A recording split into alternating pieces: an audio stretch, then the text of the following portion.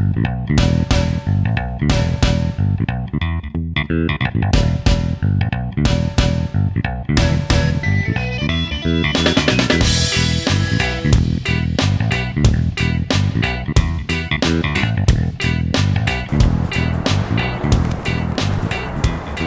here.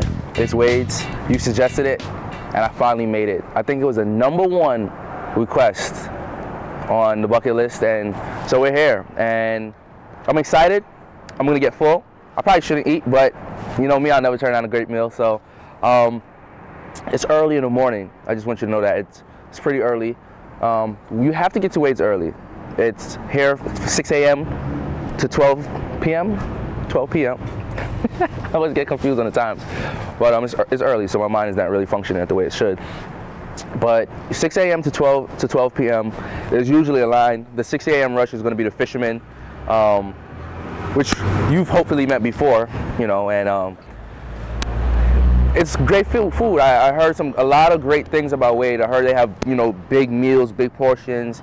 I heard something about their French toast or their raisin bread that we're going to really get into. And you know me, I never turn down a great breakfast. Breakfast is actually my favorite meal. It's the most important meal of the day. And so what better way to do it than with the Oswego bucket list? Wade's Diner, early.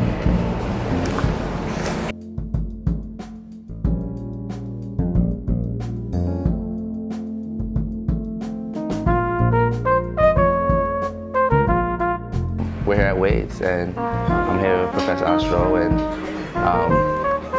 definitely a professor that I've enjoyed her class and enjoyed what she's shared in the past. So I figured, who better to come with to Wade's than significance. An old professor. No, a professor that I do cherish, and I think you have a lot to share. So just from the personal aspect, not even in a pressured way, but she definitely has a lot to share. And if you can't take her class, even if you're a parent, come take a class. I've heard a lot of people suggest coming to Wade's. It's probably one of the most popular things on my bucket list that people suggested. The one thing is, it's consistency. You know, I remember, you know, I've been here for 30-odd years, years in town, and I know I'm going to get the same meal that I got 20 years ago, 15 years ago. So, you know, it's the consistency of the breakfast spot. Yeah.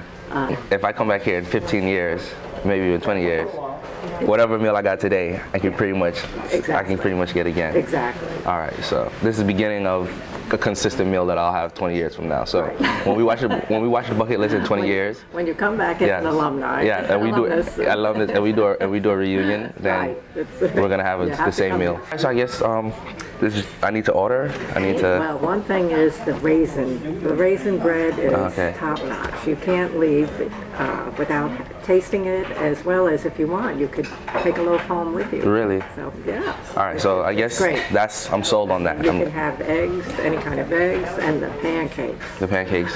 The pancakes are, enough for 2 weeks. This is my type of place, man. This is my type of place. I know. It's what I've dreamed of. I took Professor Ostrow's class for museum studies, and it was actually one of the first classes I took for my minor, which is arts management, and you know, it was an interesting class for me. You know, I never really realized how much I enjoyed art, or the art world within museums and going to different galleries and just, you know, visiting a lot of different places. So, you know, for me, getting into art, or into the art world, as I would say, I hope that doesn't sound too pretentious, but into that, interested in it was through your class. But how was it for you? Like, what got you interested in art? When I was young, my aunt would take me to the Metropolitan Museum of Art in New York City. That's where she lived.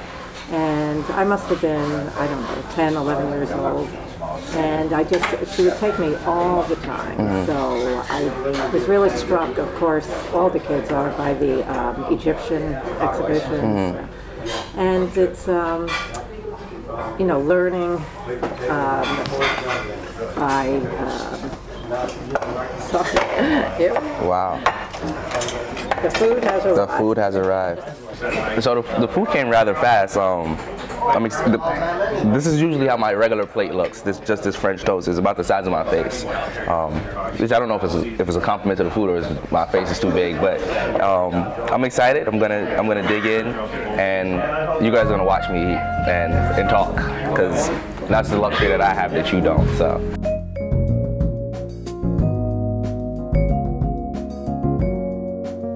You know, it was just seeing the real objects at the museum and the history behind them. And so I guess that's where I initially started my real interest in art. And I found myself always attracted to the articles in Time magazine. They had a great art section, and there was always something in the newspapers about art, art piece, or, exhibition. So I guess that was my initial start. And it's taking you far, because you're a professor and you're teaching students such as myself, museum studies, and giving them a way. I will actually say that one of my internships came about because of your class. I ended up, I'm an intern for Oswego. Yeah, and it was basically just because of my interest to explore more into that field and more into that world, to see just where it might lead me. I have an interest in public relations and non-for-profit work, and I didn't realize at the time that you could still do something, like there's a way to be involved within public relations in art. So it just really opened up a new area for me.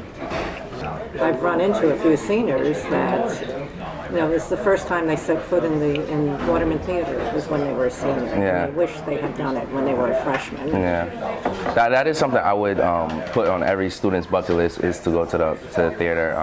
I've had to go a couple times for my classes, and every time it's really rewarding. Even when you watch the student productions, you'll be surprised to see how talented your peers are, and the performances are really good. They're really good. And in my time of having been working with Oswego, it's been very rewarding. At the time it can be a little bit of a madhouse in terms of planning and trying to get everything done, but I think that's just how it is. It's just trying to make sure that everything is the way it should be, but the final product is always rewarding. So, ladies and gentlemen, it's been a pleasure. I had a great meal.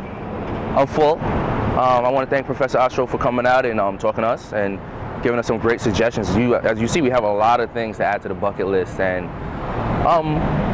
yeah, I had to get this knocked out. I had to get this done. I couldn't graduate without going to Wade's. That's the #1 suggestion, the #1 thing, and we're here. We did it. I'm full. Don't zoom in on my belly because it's a little big, but Wade's Diner. It's everything that you would think and more. It's actually more than you would think. The food is bigger than the place. It's great, and the place is good inside too. It's nice and cozy. Great service. The service is great.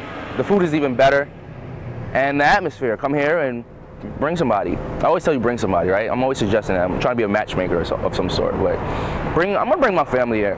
When they come up, I'm gonna fill them up. I'm gonna give them a lot of food, and they're not gonna know what to do. They're gonna basically crawl back to the house.